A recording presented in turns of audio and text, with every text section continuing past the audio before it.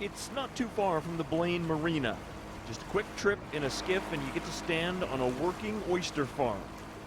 It doesn't look like much. Tidal mudflats aren't the prettiest of locations, but harvesting oysters here in Drayton Harbor is no small miracle. Okay, we are good to go. It's taken 8 years to get to this point. Thousands of hours of volunteer labor addressing pollution sources like leaking sewer lines and runoff from storm drains. Finally, in 2004, the water quality improved enough that the oyster farm was granted conditional approval to sell its product. We were able to eliminate major potential human sources. That, combined with improving water quality, led to the upgrade we got in '04.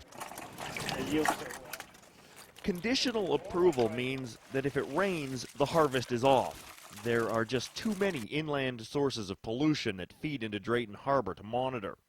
For the farmers of the tide flats, the lack of government action has been frustrating. Challenges are for everybody to realize that it takes an effort from everybody, and water quality isn't free. Natural resources cost money and effort and time, and it takes all of us. There's been a commercial oyster harvest here in Drayton Harbor for the last 4 years or so. Without some government help, this might be the last batch of oysters that are harvested for quite some time. But it does raise the question, if it can be done here, why can't it be done in Canada, which is just over there?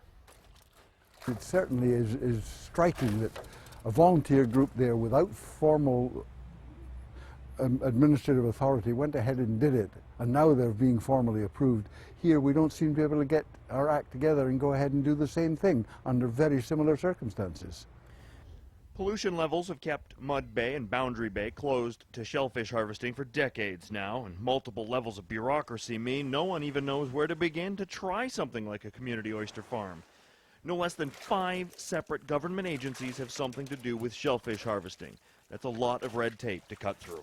The oyster beds on Jersey's coast have justly won a name, but we grow better flavored ones. Yes, sir, right here in Blaine.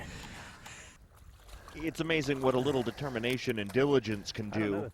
In less than a decade, these volunteers have managed to do something in Blaine that hasn't been seen here in a long time. Across the bottom, and you end up with these clusters of oysters that grow up from that shell.